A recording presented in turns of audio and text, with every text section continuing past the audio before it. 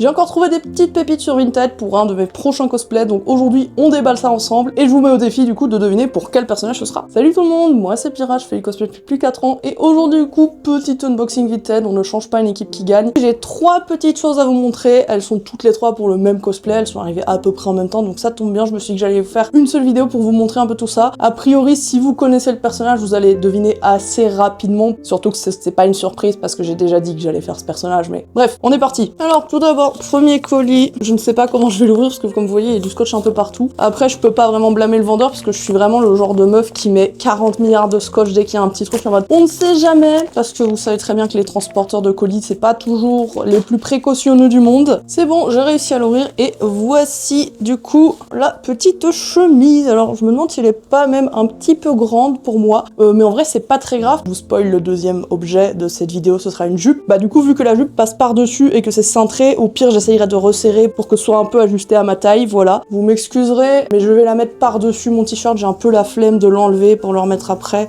Ça m'a l'air assez grand, tant mieux, j'ai envie de dire, vaut mieux que ce soit trop grand plutôt que ce soit trop petit, sinon c'est un peu embêtant. Vu que c'est de la seconde main, bah, ça dépend un petit peu de ce que les gens mettent en ligne, etc. J'ai fait exprès de pas refermer au-dessus du micro, mais évidemment la chemise se ferme jusqu'en haut. Ouais, un petit peu grand, mais en vrai ça va, à la limite les manches, je peux un petit peu les retrousser. Voilà, comme je vous disais, de toute façon je vais mettre la jupe par-dessus, donc il y a peut-être moyen que je fasse quelque chose comme ça. Et du coup, bah, on va enchaîner sur la jupe. Alors je vous ai épargné du coup le déballage, parce que sinon la vidéo va être trop longue. Et voici du coup la petite jupe. Je pense que là, sincèrement, le combo de la jupe et de la chemise, vous commencez à comprendre un petit peu quel personnage ce sera. C'est une jupe que j'ai trouvée sur Vinted à genre 1 ou 2 euros. En vrai, elle est peut-être un peu courte parce que le personnage de base a une jupe qui tombe jusque carrément en dessous du genou, etc. Mais en vrai, elle est pas si courte non plus. C'est juste que bah de base, elle a une jupe vraiment longue.